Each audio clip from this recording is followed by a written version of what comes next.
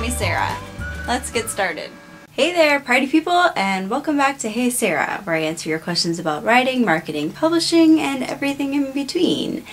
A little update for you guys. Next week, so not today, Saturday, but next Saturday, I am going to be in Kansas at the LDS Storymakers Midwest Conference. Whoop, whoop. If you're going to be there, leave a comment, down there, and let me know so I can be sure to say hi. And if you are not going to be there, sorry, we're going to miss you.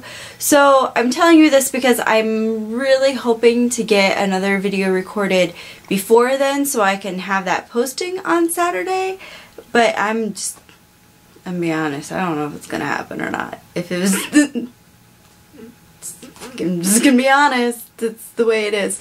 So I'm going to try really, really hard, and hopefully I have one for you. If not, then please be patient with me, and I promise I'll be back the week after that with more of your questions. Okay, so I have notes today, which is probably generally a good idea to have notes all the time, but I don't. Anyway, I have notes because I've been getting a lot of questions lately that are less generic and more specific about me as an agent, and I absolutely want to answer those questions for you guys, but they're like short answers. So I have a couple of them, and we're gonna plop them all into one video, so you're getting 3 for 1 today. Wah! So let's just, start with the first question, which is, are you a hands-on editorial agent? And the answer is, yes I am. Sometimes it's just a quick edit to go through and look for the little nitpicky things that no matter how many times you read your own manuscript, it's impossible to find, that everybody has in every manuscript ever, so please don't worry about like the little things. So sometimes it's just a quick run through to get all of that stuff and clean it up and polish it up and look it really nice. Sometimes I have, light editorial notes for things just to, tighten areas up, or maybe like a phrase or, a particular thing that a character does that isn't quite working in the story. I'll mention that. Sometimes I have dramatic edits if a piece just really isn't working. That's usually the case when I get something new from a client, so not something that I've requested from the query pile or anything like that, but a new manuscript for them. Sometimes they just need that extra step, and that's what I'm there for, to do that. I enjoy it because I'm weird. Question number 2. When you read a query, do you request pages right away, or do you ever take a few days to think about it? Nope, I usually just request them right away. So with a query, really a lot of it is just gut feeling. Is this something that I want to read more of? Sometimes I'm looking at it and saying, even this sounds really good, I don't think I can sell it. If it's in a really hard genre, or if there's just a particular trope about it that I just think is probably not what editors are looking for right now, then I will, say, no, maybe not. But usually if I'm enjoying the pages and they've captured my attention and I think it's in a marketable genre and I want to read more, then I request pages. Simple as that. Now, so you may be wondering, when are agents doing all of this, like, checking up on us that they say that they do? We really do the checking up portion, I promise. That comes after I read more. So I'm not going to spend the time and research every person who queries me. My lord, I would never ever finish my queries. That would be just forever in the query pile. So I do that research after I've read pages and I'm considering offering representation. So that's a much longer process. So when I finish a manuscript and I've enjoyed it and I think that it has some merit, that's when I start looking at, what is your online presence like? Are there any red flags that I'm looking for? Is there anything that I'm missing here? Those sort of things. And that's when I also do a little bit more research about other books that are in the market that might be too similar to this one, that sort of thing. So that research does happen. We do that, I promise. So that's not a myth. We do the research, but usually not until it's a question of, am I considering offering representation or not?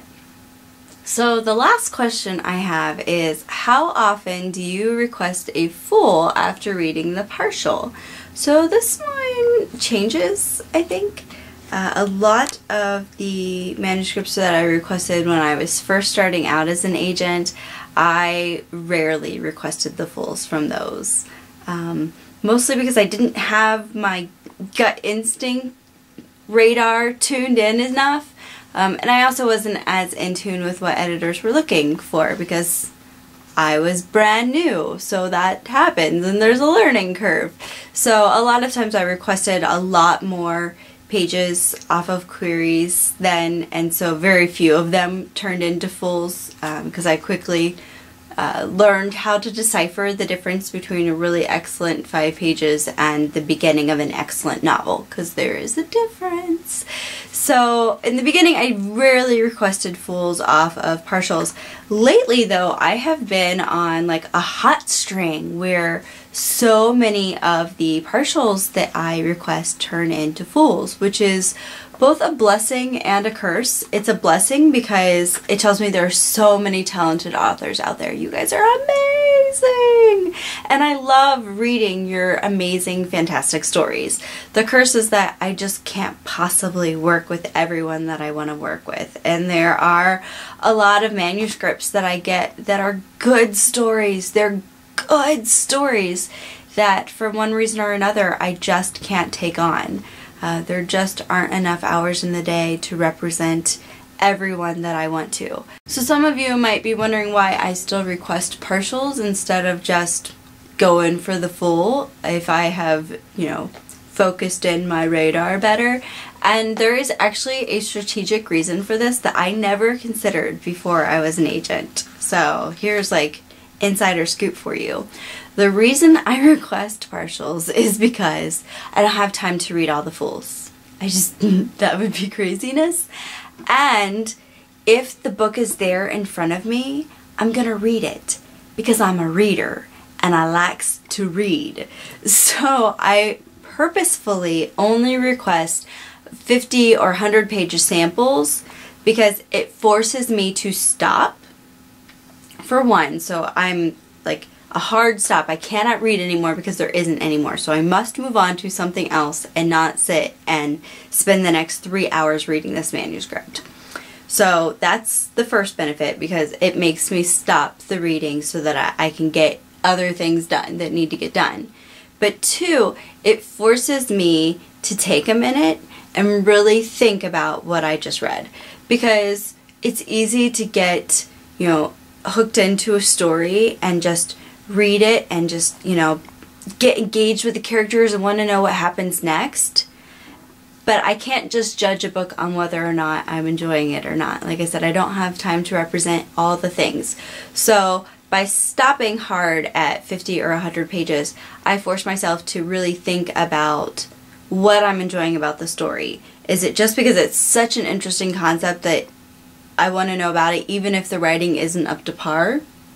You know, or as I'm reading, have I been thinking about ways that the manuscript needs to be better, and how many of those have I been thinking about? Like, is it just like a mention here or there, or do I have like a whole sheet in my head of things that need to happen on the manuscript before it could be submittable?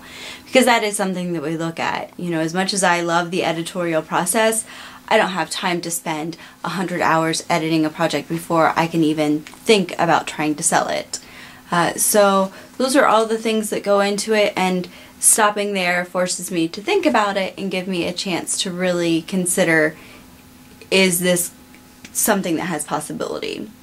Because it's not fair to an author to request a manuscript just because I want to know what happens if I honestly don't think that the story is something I can sell. Because, you know, it happens. So as much as I would like to read all of the stories, I just can't.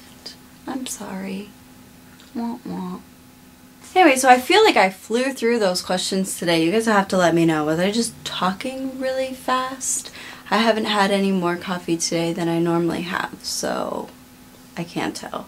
So that's it for this week's 3 for 1 Hey Sarah, answer my questions video.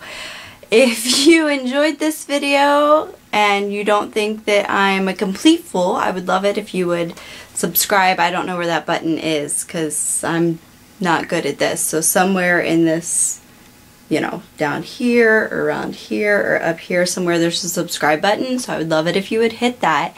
And also, if you have your own questions for me, you can go to my website at www.sarahnegavetich.com, or I will have a link down there that you can click on and leave me your own questions. You guys have been coming up with some really great ones lately, and so thank you for those. I promise I'm going to get to every question you post, so be patient with me and I will get to it. If you guys have any other comments, questions, or anything else, you can leave them here or leave them on my blog or send me smoke signals. I'll try to get to all of them. Until then, I will see you next week or the week after that. Either way, have a fantastic September!